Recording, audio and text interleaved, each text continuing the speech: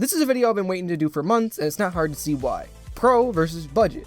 Ultra settings versus low settings. Today, we are comparing the Elite Series 2 to its budget counterpart from PowerA, the Fusion Pro. With a price difference of $100, this is going to be a very, very interesting battle between bougie rich asshole and budget shooter god. As always, full reviews are going to be in the cesspit below this video. That is my description, or the comment section, depending on what you're referencing. Let's get started. I wouldn't blame someone for mistaking the Fusion Pro for the Elite Series 2 at a glance, as long as you're squinting a little bit.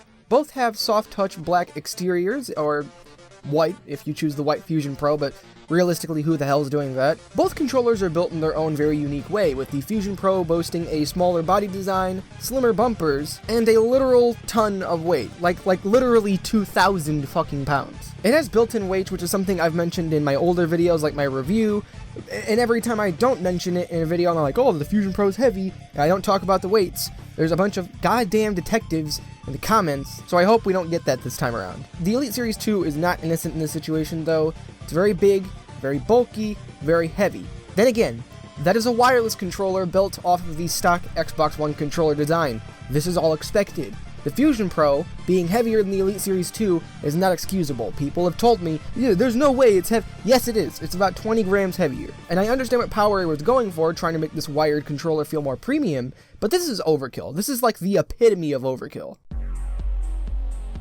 I have one last thing to mention before we move on to talking about the paddles and the thumbsticks, and that is the triggers and the trigger lock systems. I've gone over these so many times, it's really boring. Elite Series 2, 3-way trigger stops, super stable, highly customizable through the Xbox accessory software, nice tight tension, and extremely comfy for triggers. Some of the best and, in my opinion, some of the smoothest feeling out there currently. PowerA Fusion Pro.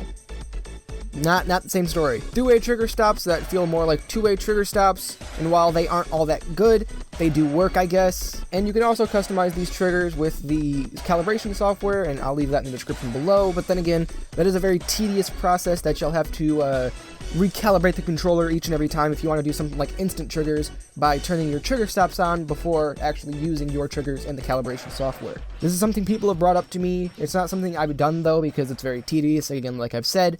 But it's there in the description if you're curious about it.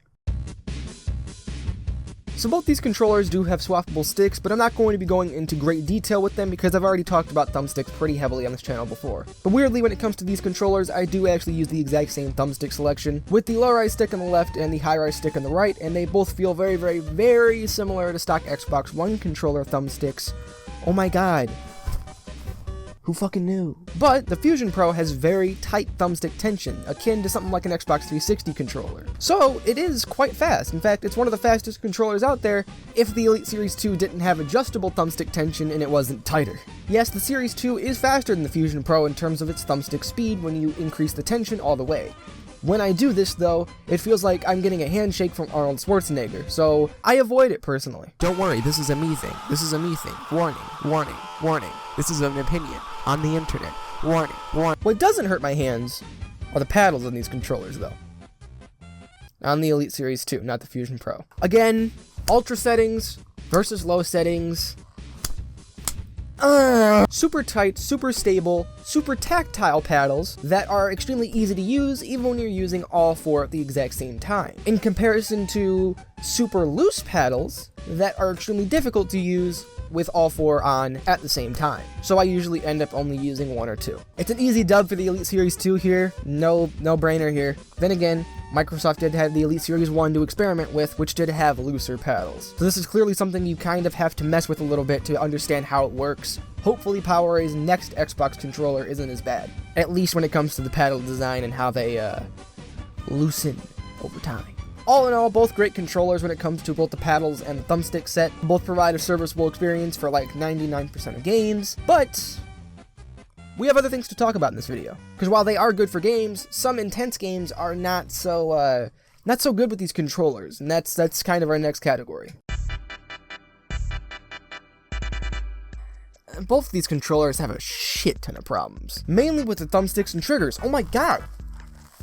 It's like I'm having deja vu! I'm not gonna list all their issues out, I'll just put them on screen. These things are so hit or miss when it comes to how long they'll last, but I have seen the Fusion Pro last longer, on average, than the Elite Series 2. Most of the Elite Series 2s I see are lasting under a year, so that's kind of about the lifetime I'm expecting from my Series 2, and I've seen some Fusion Pros last upwards of a year and a half, but again, this is kind of a case-by-case thing. It depends on how hard you are with your controller, what games you're putting it through, and to be 100% honest, you kind of just have to get lucky. Neither of these controllers are like all that reliable, so just be sure to grab a warranty when you're buying. Even though these controllers do come with warranties, I'd still recommend you buy one, or get one from whoever a third-party seller you're buying from, or whatever you're doing, dude. I don't know. Biggest issue with these controllers seems to be the fact that first-person shooters, or just shooters in general, are very intense games, and that's kind of like the downfall of these controllers because they fall apart, which is kind of weird seeing how that's the exact category and exact genre of players they're kind of catering to. Bit weird, isn't it? Concluding this video isn't hard. I mean, I'm pretty sure like 80% of people who've been watching my channel for the past couple of months could have seen this coming. When it comes to saying which one's better, obviously the Elite Series 2 is basically just the ultra graphics version of the Fusion Pro. Better refined features, more features, a higher price tag, but with that higher price tag you are getting essentially everything else you could have asked for in a controller. The Fusion Pro is basically just the budget version of the Elite Series 2. However, it is slightly more reliable, and if you are someone who's owned an Elite Series 2 or any Pro controller that's failed in you before, the Fusion Pro is a good alternative at being only $80.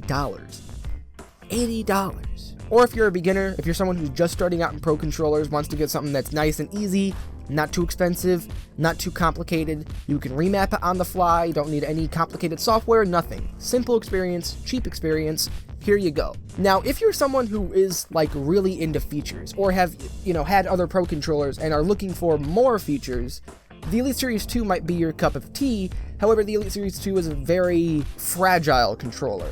It's a controller that is extremely complicated, but the unfortunate thing is that even though all Pro controllers, including the Elites, are aimed at tryhards and aimed at people who are really fucking good at games, these controllers are supposed to make you the best gamer you can be. These things really are not built to, keep up with that. So when it comes to the Elite Series 2, I recommend, under no circumstance do you just stick with the Microsoft warranty. Microsoft's support is terrible. So buy a warranty if you are going to buy this thing. But basically, to sum this entire video up, and for all the people who skipped ahead, fuck you. Ultra budget Pro, but this one is all around better for the money. Not to take away from the Elite Series 2 though, it's not a terrible controller. I'll have this as well as that linked down there. Boom. I am a fucking god at making YouTube videos. I need to shout out our members and I need to head out.